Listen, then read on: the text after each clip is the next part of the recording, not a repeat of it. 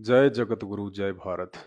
आप सभी भाई बहनों को मुझ पवन दास की तरफ से प्यार भरा नमस्कार, राम राम। आज का ये वीडियो वैसे तो सभी के लिए है, लेकिन विशेषकर आने वाले समय में जो परिस्थितियां बिगड़ने वाली हैं, जो प्राकृतिक परिवर्तन होने वाले हैं, जो जो प्राकृतिक आपदाएं आने वाली हैं, उन सब को लेके है।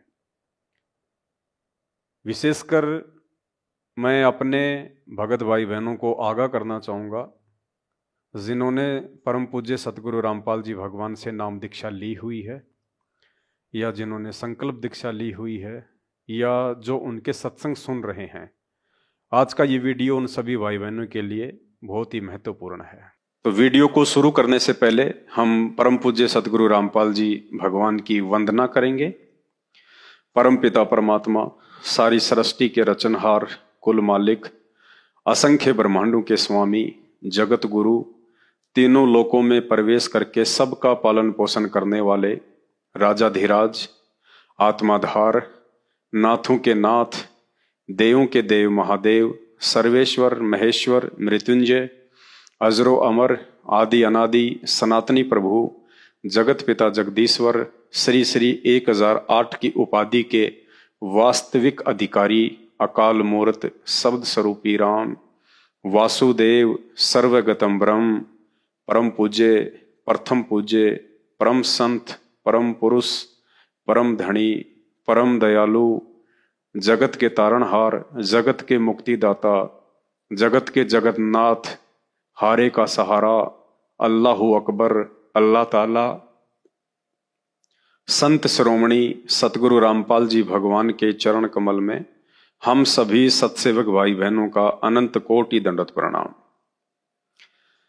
भाई और बहनों, जैसा कि आप सब जानते हैं, 18 नवंबर 2014 को हरियाणा के हिसार जिले के पास में सतलोक आश्रम बरवाड़ा, जहां एक बहुत बड़ा कांड हुआ, पुलिस प्रशासन और संत रामपाल जी के भक्तों के बीच में झड़प हुई, जो बरवाला कांड के नाम से उस घटना को जाना जाता है, याद किया जाता है।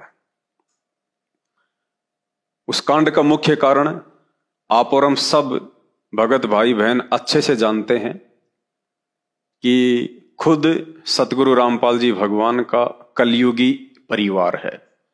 उनके भाई बंधु, बेटा बेटी, रिश्तेदार और सतलोक आश्रम मैनेजमेंट हरियाणा, जो वहां का मैनेजमेंट का कार्य देखता था, ये चंद लोग इस पूरी घटना के मुख्य जिम्मेदार हैं। इस बात को वैसे तो सब लोग जानते हैं, जो लोग नहीं जानते हैं उनको भी जानना चाहिए। हम अपने वीडियो में अक्सर इन बातों का जिक्र करते रहते हैं। उस बरवाला कांड के बाद में संत रामपाल जी जेल चले गए। भगत तित्र बित्र होने लगे। जिनको अच्छे से संत रामपाल जी का ज्ञान समझ में आ गया था, जिनके पिछले अच्छे भक्ति संस्कार थे, वो आत्माएं इस मार्ग पे दृढ़ता के साथ में टिकी रही। और जो आत्माएं संत रामपाल जी के ज्ञान को नहीं समझ पाई, उनके मिशन को नहीं समझ पाई, शास्त्रों से संत रामपाल जी ने जो अमिट सच्चाई रहस्य हमें दिखाए, बताए, भक्ति और अध्यात्म के विषय में, जो आत्मा उन चीजों को समझ नहीं पाई, उनकी गहराई तक नहीं जा पाई, वही आत्माएं संत रामपाल जी से दूर होके, या तो वे लोग अपनी परंपरागत जो भी पूजा पाठ किया करते थे, हनुमान जी, बाबा श्याम जी, देवी देवताओं की पूजा, उसमें लग गए। कुछ लोग अपनी अज्ञानता के आधार से दूसरे काल के पंथों में चले गए, और कुछ लोगों ने भक्ति ही छोड़ दी कि सब बाबा एक जैसे होते हैं, कोई भक्ति नहीं, कोई भगवान नहीं, अपना काम धंधा करो, अच्छे कर्म करो, बच्चों का पालन पोषण करो, बस यही भक्ति है। तो 3 कैटेगरी के लोग बरवाला कांड के बाद में विशेषकर सामने आए। अब जिन आत्माओं को संत रामपाल जी का ज्ञान समझ में आ गया था, उनको ये बात भी अच्छे से समझ में आ गई थी कि गुरुजी के जेल जाने के बाद में हमारी परीक्षा का समय शुरू हो गया। हमने उस महापुरुष से क्या सीखा है, क्या हमने अर्जित किया है अध्यात्म के विषय में, तो परीक्षा तो लाजमी है भाई। जहां गुरु शिष्य का नाता शुरू हो जाता है वहां परीक्षा लाजमी है। हम अपने बच्चों को स्कूल भेजते हैं, साल भर टीचर उसे सिलेबस पढ़ाता है और साल भर के बाद में वो टीचर उन बच्चों की परीक्षा लेता है, टेस्ट लेता है, उनके प्रैक्टिकल होते हैं। वो ये देखना चाहता है कि साल भर से मैंने इसको जो पढ़ाया है, बार बार जो मैंने रिवीजन करवाया है, उस समय इस बच्चे का दिमाग कहां था, ये कितना इन बातों को पकड़ पाया है, आगे चल के भविष्य में ये बच्चा कितना सफल हो पाएगा। उन सब के लिए वो टीचर उन बच्चों का इम्तिहान लेता है, परीक्षा लेता है।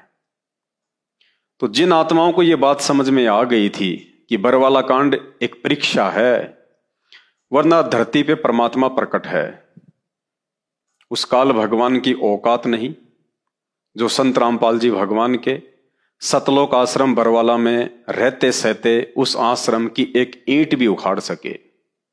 लेकिन कहीं न कहीं संत रामपाल जी महाराज जी का भी यही मिशन था, यही एक मकसद था कि 27 साल से इन आत्माओं को मैं ज्ञान दे रहा हूं। 27 साल हो चुकी हैं, ये लकीर के फकीर ही बने हुए हैं, या इनको भगवान की पहचान भी हुई है कि भगवान कौन है। तो काफी कुछ बातें। तो परमेश्वर की भी एक प्रकार से हम ये मर्जी कह सकते हैं।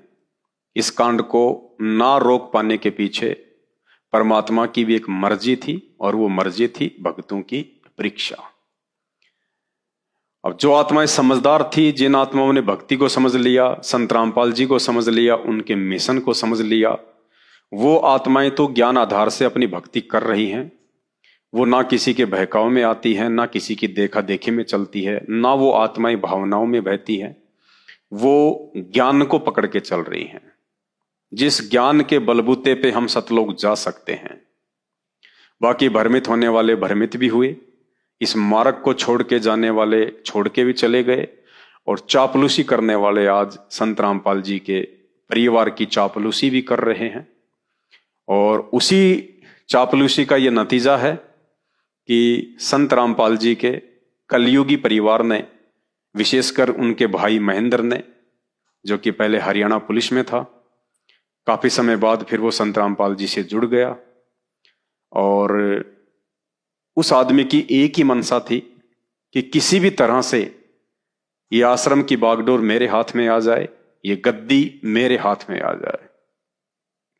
लेकिन संत रामपाल जी ने उससे पहले अपने सत्संगों में काफी बार इन बातों का जिक्र कर दिया था कि जब तक मैं शरीर में हूं तब तक गुरु पद पे मैं ही रहूंगा, और मेरे यहां से जाने के बाद में शारीरिक रूप से कोई भी व्यक्ति गुरु गद्दी पे नहीं बैठेगा।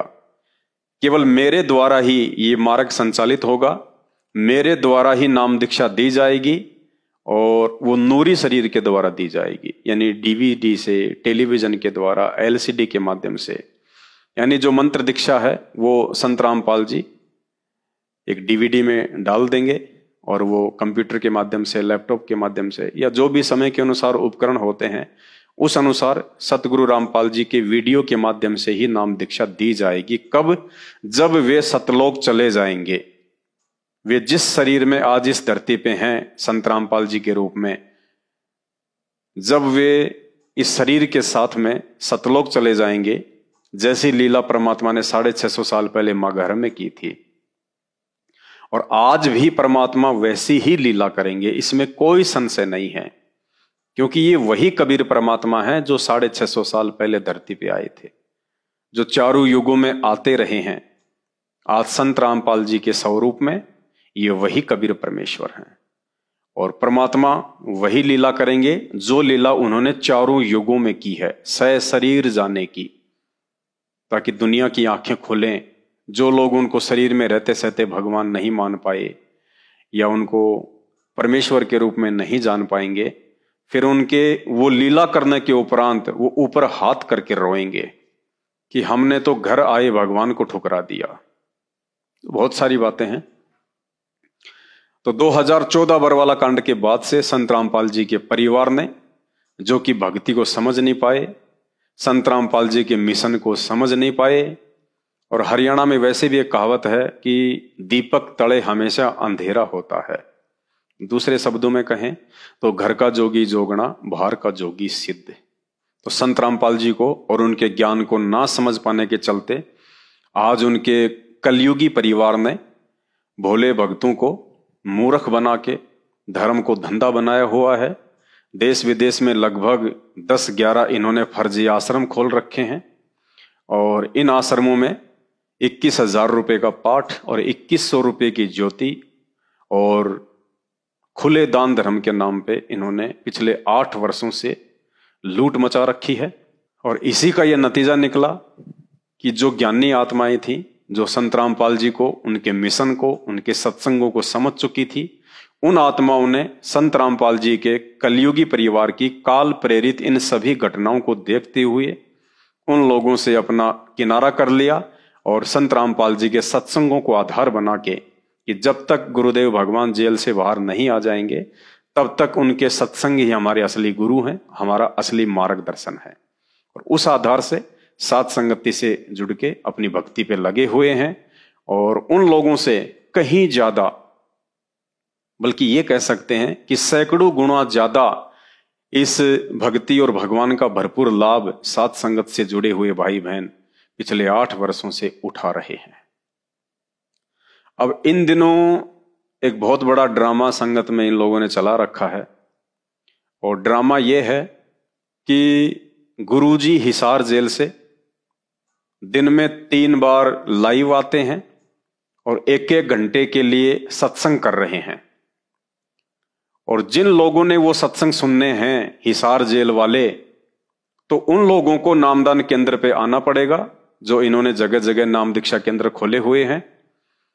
इन्होंने एक कंडीशन लगा दी है कि यदि संत रामपाल जी के वर्तमान में हिसार से आने वाले 1-1 घंटे के सत्संग अगर किसी ने सुनने हैं तो उनको नामदान केंद्र पे आना पड़ेगा।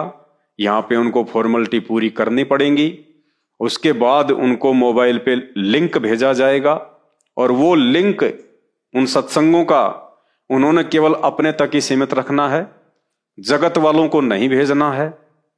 और संत रामपाल जी की संगत का दूसरा जो ग्रुप है, जो ज्ञान आधार से चल रहा है, साध संगत, उनको भी वो सत्संग नहीं भेजने हैं। यानी इन लोगों ने संत रामपाल जी को अपनी अज्ञानता और छोटी सोच के चलते घर का गुरु बना के रख लिया, जगत गुरु को घर का गुरु बना के रख लिया। संत रामपाल जी को एक दायरे में समेट के रख दिया कि अगर संत रामपाल जी से दीक्षा लेनी है, संत रामपाल जी को गुरु बनाना है, संत रामपाल जी के सत्संग सुनने हैं, आपको यदि मोक्ष प्राप्त करना है, तो आपने संत रामपाल जी के कलयुगी काल प्रेरित परिवार की, उनके बेटा बेटी भाई बंधु रिश्तेदारों की गुलामी करनी पड़ेगी, चापलूसी करनी पड़ेगी। जैसा वे मूर्ख लोग कहें आपने वैसा करना पड़ेगा। तो भाई ये हमें बिल्कुल भी मंजूर नहीं है। और इसके पीछे एक बहुत बड़ी परीक्षा है परमात्मा की। देखो, जो लोग संत रामपाल जी के परिवार की चापलूसी कर रहे हैं वर्तमान में, उन फर्जी नामदान केंद्रों पे जाते हैं और उन फर्जी आश्रमों में जाते हैं, जो ये सोचते हैं कि संत रामपाल जी के आदेश से ये आश्रम खुले हुए हैं। नहीं, ये बहुत घटिया सोच है, बहुत छोटी सोच है। ज्ञान से इन आश्रमों का, इन नामदान केंद्रों का कोई लेना देना नहीं है। तो जो लोग 27 वर्षों से संत रामपाल जी के वो अनमोल सत्संग, जो सत्संग उन्होंने गांव गांव जाके, नगर नगर जाके, सतलोक आश्रम करोथा में बैठ के, सतलोक आश्रम बरवाला में बैठ के किए, जिन सत्संगों की डीवीडियां बनी हुई हैं, जो सत्संग सोशल मीडिया पे वायरल हैं, फेसबुक पे, यूट्यूब पे, पेन ड्राइव में हैं, सीडी के माध्यम से भक्तों के पास में हैं, भक्तों के मोबाइल में मेमोरी कार्ड के माध्यम से हैं, जो लोग 27 वर्षों से संत रामपाल जी के द्वारा किए गए उन सत्संगों को नहीं समझ पाए, और उन सत्संगों को समझाने के लिए भी संत रामपाल जी ने सत्सेवकों को निमित्त बनाया, साध संगति रूपी एक संगठन खड़ा किया और इस 2 कोटि के जीव पवन दास को निमित्त बनाया कि 27 वर्षों से सत्संग सुनते हैं, फिर भी आज तक ये संगत ये निर्णय नहीं कर पाई कि परमात्मा कौन है, भगवान कौन है। ये तो जितने भी भगत हैं संत रामपाल जी के, वो जान गए, पहचान गए। संत रामपाल जी के द्वारा इतने सबूत दिखाने के बाद, शास्त्रों से ढेरों प्रमाण दिखाने के बाद कि परमात्मा कबीर जी हैं।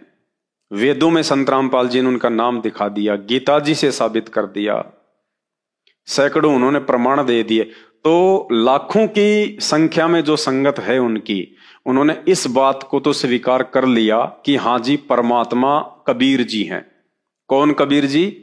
जो 650 साल पहले काशी में धानक रूप में आए थे, दाढ़ी मूछ वाले, वो कबीर जी हैं परमात्मा। अगर वो परमात्मा हैं तो फिर हमारा तो वर्तमान में मोक्ष हो ही नहीं सकता। अगर 650 साल पहले वाले कबीर जी ही कबीर जी थे और आज यदि वो कबीर धरती पे नहीं है तो आज वर्तमान में तो किसी का मोक्ष हो ही नहीं सकता, क्योंकि मोक्ष तो वो कबीर परमात्मा स्वयं ही देता है। स्वयं ही कबीर परमात्मा आके अपना नामदान देता है, स्वयं ही वो कबीर परमात्मा आके अपना ज्ञान देता है। उसके अलावा तो मोक्ष संभव है ही नहीं।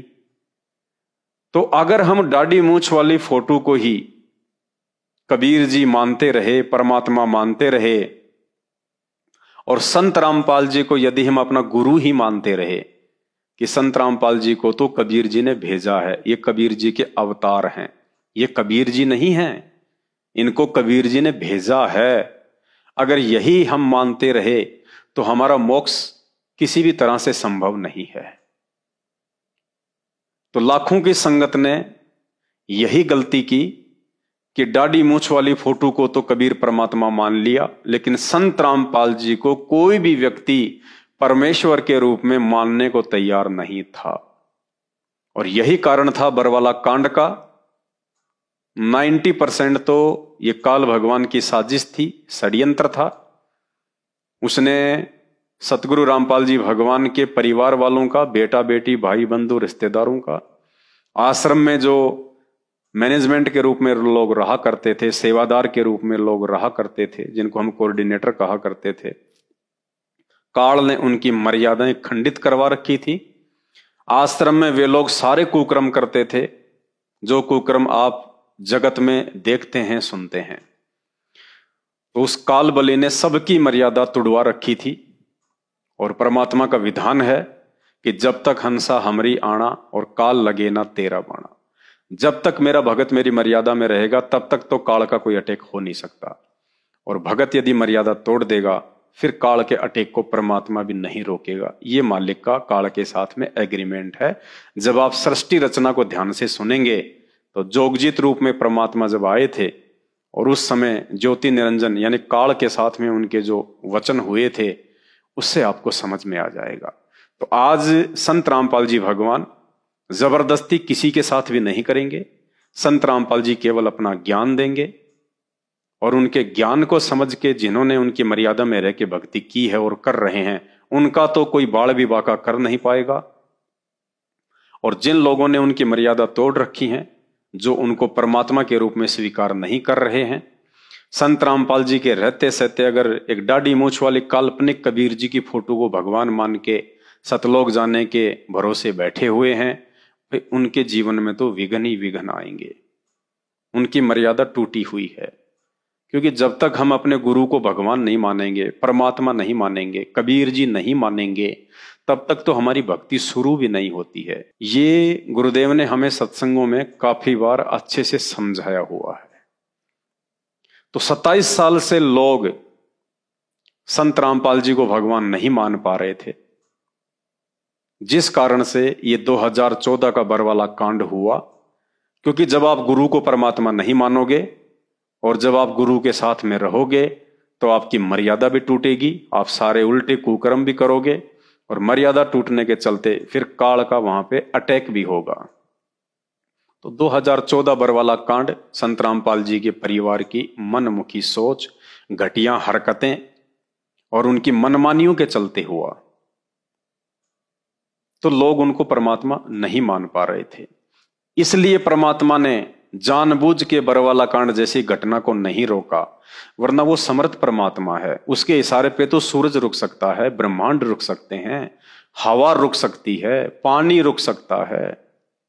हम एक शब्द में गुरुदेव भगवान ने क्या पढ़ाया परमात्मा ने, जब मलुकदास जी ने उस कबीर परमेश्वर से नाम ले लिया था, और मलुकदास जी पहले श्री कृष्ण जी के भगत थे, तो मलुकदास जी ने एक दिन कबीर जी से कहा कि हमने सुना है जब श्री कृष्ण जी बांसुरी बजाया करते थे तो गायें भी, पशु पक्षी भी उनकी बांसुरी की आवाज सुनने के लिए दौड़ दौड़ के आ जाया करते थे।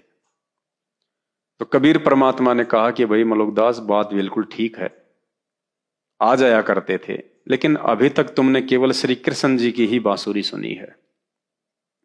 उसके बाद कबीर परमात्मा ने मलुकदास जी के सामने अपनी समर्थता पेश करने के लिए बांसुरी बजाई। और कहते हैं जब कबीर परमात्मा ने उस जमुना के किनारे बांसुरी बजाई तो गाय, पशु पक्षी ये तो छोड़िए, गुरुदेव भगवान ने बताया कि 33 करोड़ देवी देवता भी सूक्ष्म रूप में नीचे उतर के आ गए उस बांसुरी की धुन के ऊपर मोहित होके। जमुना जी का जो पानी था वो भी रुक गया, स्टेबल हो गया जब परमेश्वर ने बांसुरी बजाई। एक शब्द भी बना रखा परमात्मा ने, एक समय गुरु बंसी बजाई कालिंदरी के तीर।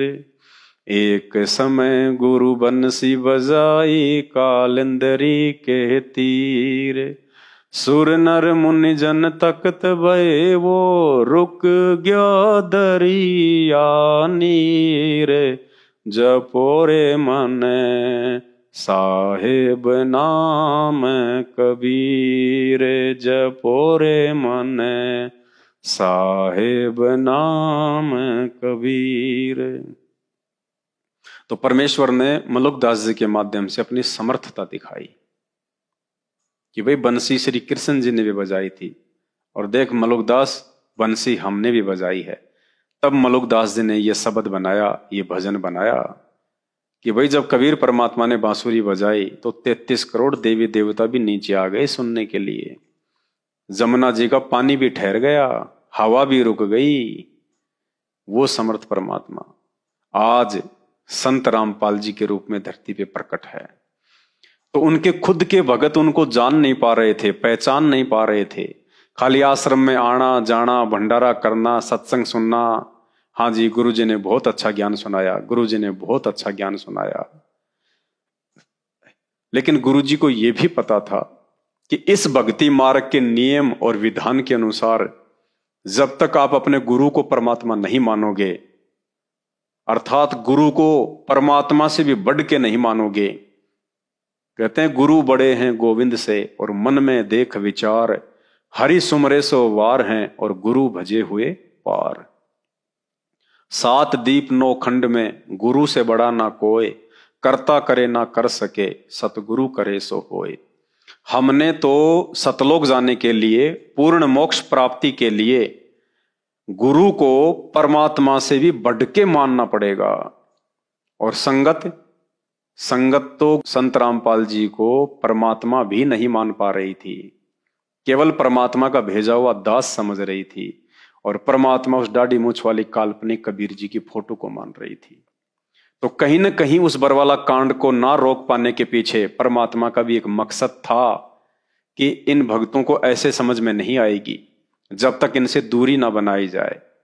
वरना ये आश्रम में आते रहेंगे, सत्संग सुनते रहेंगे, घर जाते रहेंगे, आते रहेंगे, ये ज्ञान के ऊपर चिंतन मनन नहीं कर पाएंगे, ये मंथन नहीं कर पाएंगे इस ज्ञान के ऊपर। और मंथन किए बिना वो तत्व निकल के बाहर नहीं आ सकता कि वर्तमान में धरती पे कबीर जी के रूप में कौन है। क्योंकि बिना कबीर के हमारा मोक्ष नहीं हो सकता। और इस भक्ति मार्ग का एक रूल है, एक नियम है। जो कबीर जी का भक्ति मार्ग है, इसका एक नियम है। इस भक्ति मार्ग में कबीर परमात्मा स्वयं ही गुरु की भूमिका करता है।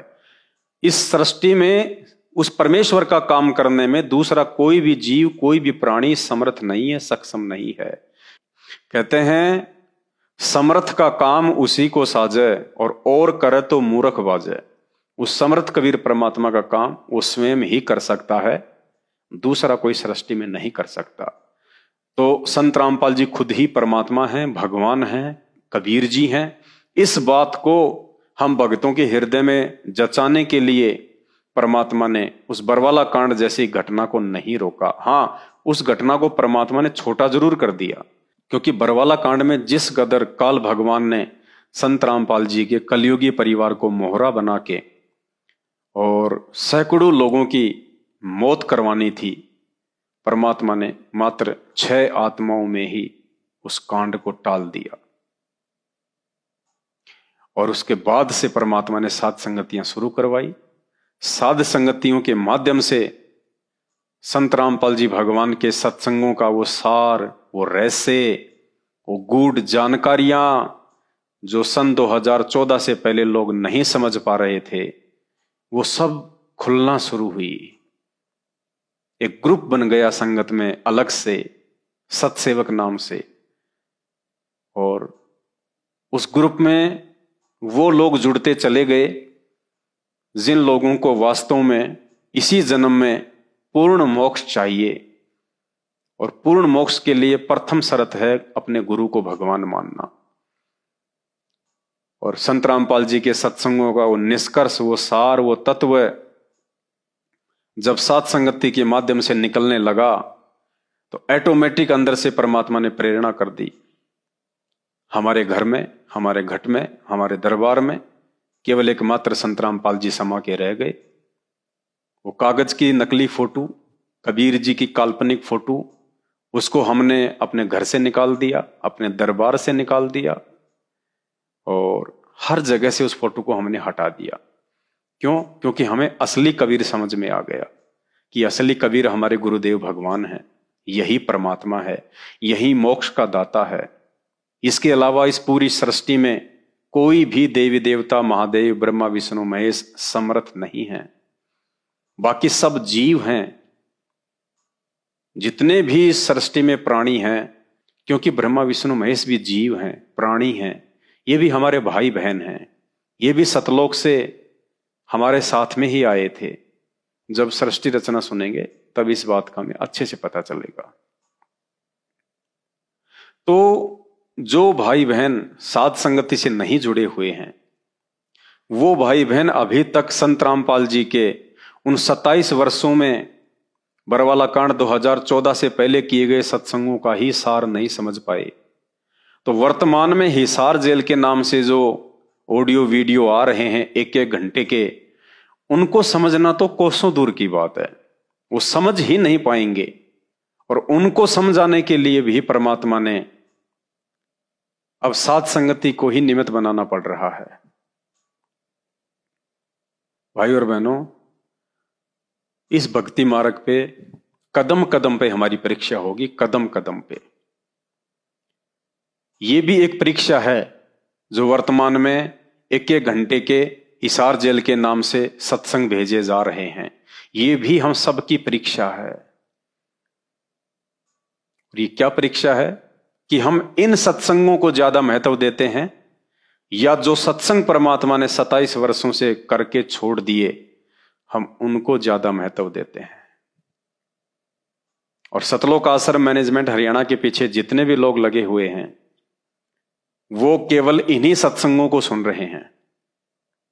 और जो भक्ति का विधान, भक्ति का संविधान परमात्मा बरवाला कांड से पहले अपने सत्संगों के माध्यम से छोड़ के चले गए, बना के चले गए, लोग उन सत्संगों को इतनी तवज्जो नहीं दे रहे, केवल इन सत्संगों को ज्यादा तवज्जो दे रहे हैं कि हिसार जेल से लेटेस्ट सत्संग आ रहे हैं, नए सत्संग आ रहे हैं। बहुत बड़ी परीक्षा है ये भाई और बहनों। और परीक्षा क्या है इसमें पता है आपको? और कितने लोग रोजाना फेल होते जा रहे हैं। जो लोग इन हिसार जेल से आने वाले एक एक घंटे के ऑडियो को, आधा आधा घंटे के ऑडियो को महत्व दे रहे हैं, वो भक्ति मार्ग से फेल होते जा रहे हैं। कैसे? भारत सरकार का एक नियम है, एक रूल है। जेल में मैं भी रह के आया हूं, उसी हिसार जेल में, और जेल का एक रूल है, एक मैन्युअल है कि जो कैदी है और उसको जो सुविधा जेल में प्राप्त है अपने घर वालों से बातचीत करने की, चाहे ऑडियो के माध्यम से चाहे वीडियो के माध्यम से, वो केवल 10 मिनट तक की है। 10 मिनट का टाइम उनके उपकरणों में फिक्स होता है, सेट होता है। जब मैं जेल गया, मैंने भी अपने घर वालों से काफी बातें की। वहां से बैलेंस डलवाना पड़ता है, अपने नाम की आईडी खुलवानी पड़ती है, और रोजाना मात्र 10 मिनट का समय आपको मिलेगा। 10 मिनट होते ही ऑटोमेटिक आपका कॉल, चाहे ऑडियो हो चाहे वीडियो हो, वो डिस्कनेक्ट हो जाएगा। और 10 मिनट से ज्यादा यदि कोई बात कर रहा है तो वो अनैतिक है, गैर कानूनी है, वो जेल मैन्युअल के विरुद्ध है, खिलाफ है। मैं अपनी बताता हूं, क्योंकि परमात्मा ने मुझे जो भक्ति का पाठ पढ़ाया है, उस आधार से हम कोई भी नियम नहीं तोड़ सकते, ना इस काल भगवान का और ना अध्यात्म का। जेल में मेरी काफी जान पहचान हो गई थी, क्योंकि 24 घंटे वहां परमात्मा की ज्ञान चर्चा होती थी। तो वहां का जो लंबड़दार होता था, काफी मेरी देख रेख करता था, समय पे खाना वाना देना, हर प्रकार की सुविधा वो रखता था मेरी, एक भगत होने के नाते। 10-10 मिनट वहां पे बात होती है रोजाना, और मैं ज्यादा बातें नहीं करता था, सप्ताह में 2 या 3 बार ही घर पे फोन करता था। अब जेल में गैर कानूनी तरीके से सारा सामान आता है, सारी चीजें आती हैं, मोबाइल भी आते थे। मैं जिस ब्लॉक में रहता था वहां पे 2 या 3 मोबाइल होते थे वहां पे, गैर कानूनी तरीके से। तो मुझे लंबड़दार ने कहा कि भगत जी, अगर आपको बात करनी है तो बता देना, शाम के समय आपको मोबाइल दे देंगे, कोई दिक्कत नहीं है। आप 1 घंटा आधी घंटा अपने बच्चों से बात करो, कोई दिक्कत नहीं है। मैंने कहा जी मैं बात नहीं कर सकता, मैं इस प्रकार से बात नहीं करूंगा।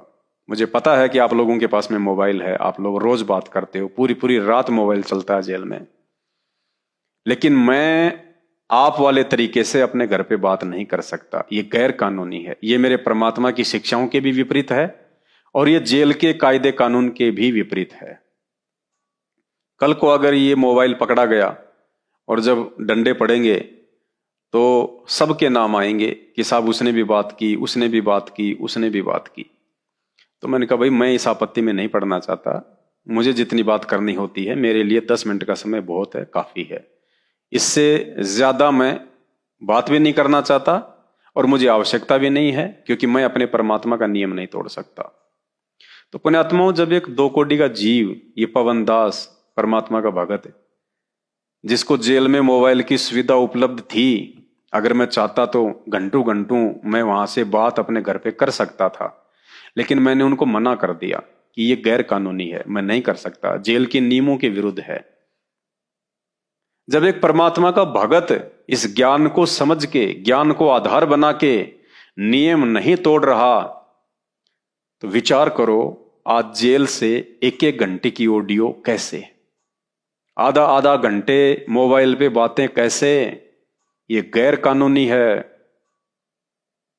और जिस व्यक्ति ने इस बात को स्वीकार कर लिया, यानी जिस व्यक्ति ने वो 1-1 घंटे के वीडियो ये सोच के, ये समझकर सुन लिए कि हां जेल से आ रहे हैं और संत रामपाल जी के आ रहे हैं, इसका मतलब उन आत्माओं ने अपने परमात्मा को अपने जैसी संज्ञा में ले लिया, अपनी जैसी श्रेणी में खड़ा कर दिया कि परमात्मा जो है वो जेल का नियम भी तोड़ सकता है, वो सारे काम कर सकता है, गैर कानूनी तरीके से भी जेल में सारे काम कर सकता है। तो हमने पुण्यात्माओं इन सब बातों को ध्यान में रखते हुए